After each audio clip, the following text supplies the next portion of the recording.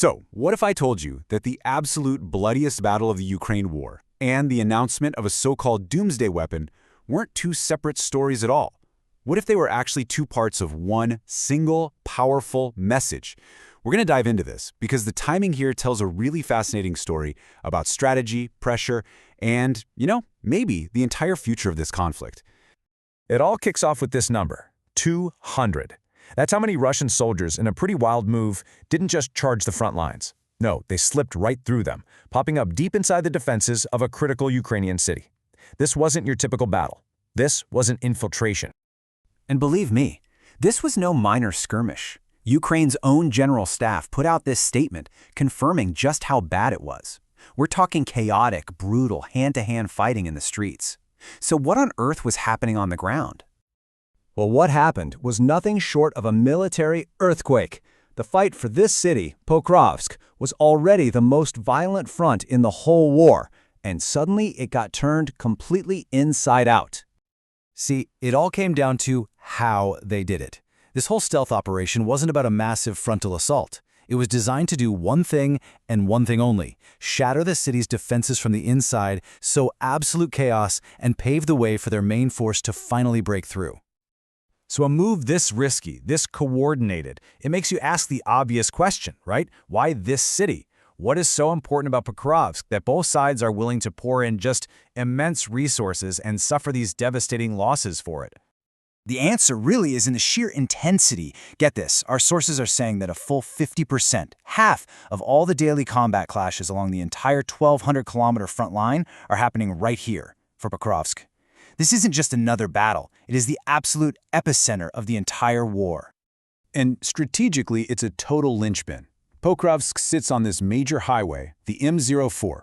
If Russia captures it, they could sever vital Ukrainian supply lines and basically open a direct path to other key cities. It's the domino that could make the rest of the region fall.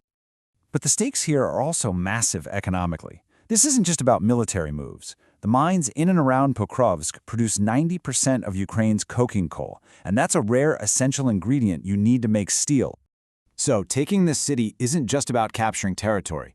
It's about landing a devastating blow to Ukraine's industrial heart, crippling its ability to manufacture and export. We're talking about fundamentally changing its economic future.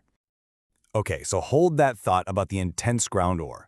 Because just as the world's attention was glued to this brutal fight for Pokrovsk, the Kremlin makes this dramatic announcement about a completely different kind of weapon. They announced a successful test of this thing, the Burevestnik, which is known in the West as Skyfall. Now, don't think of it like a normal missile with a fuel tank. Think of it more like a drone with its own miniature nuclear reactor on board. And in theory, that gives it a nearly unlimited range. And right away, two totally different stories emerged. Russia, of course, painted it as this invincible superweapon, but Western analysts, they saw it as the revival of a dangerous, old idea that was abandoned decades ago for being way too unreliable and risky, which was kind of proven by a fatal explosion during a test back in 2019. So here's the sales pitch for this thing. It's designed to fly incredibly low to stay onto the radar, make all these sudden, unpredictable moves, and travel a theoretical range that could literally take it around the entire world before it hits a target. It's engineered from the ground up to be the ultimate defense-evading weapon.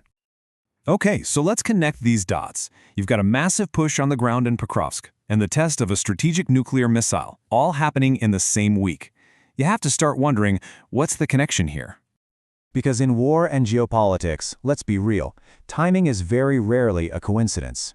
This was clearly a message. The big question is, who was it for? And according to the analysis in our source material, the intended recipient of this two-part message wasn't Kyiv, and it wasn't just for a domestic audience in Russia. It was aimed squarely at Washington. And the timing was no accident at all.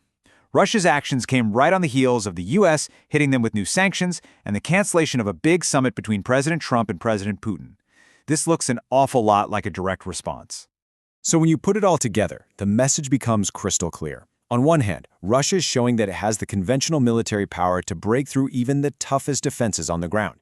And on the other hand, it's reminding the world, especially the US, that it holds the ultimate strategic trump card. It's a show of force on two completely different levels.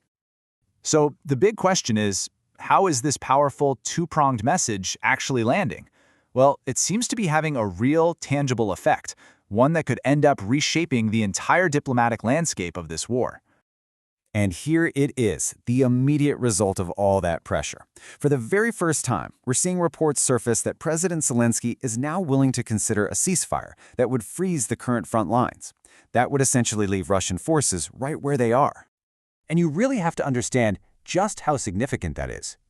It is a dramatic U-turn from Ukraine's very public, very steadfast position of never negotiating while Russian troops occupy its land. It seems like this immense pressure is forcing a major strategic recalculation in Kyiv. And that leaves us with the critical, lingering question. Is this coordinated show of force by Russia actually pushing the conflict towards a long, frozen stalemate? Or is it just setting the stage for an even more dangerous phase of escalation? That is the unsettling reality this two-front message has created.